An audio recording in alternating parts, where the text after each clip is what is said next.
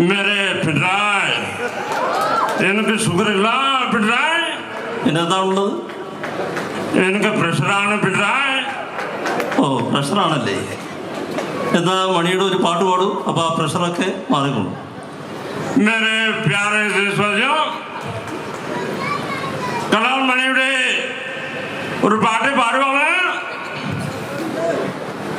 ഓടപ്പഴം പോലൊരു പെണ്ണിന് വേണ്ടി ഞാൻ കൂടപ്പുഴയാകെ അലഞ്ഞോ നാണ്ട്. എപ്പോഴാണ് നിങ്ങൾ കൂടപ്പുഴയിൽ വന്നത്? ഞാൻ അറിഞ്ഞില്ലല്ലോ.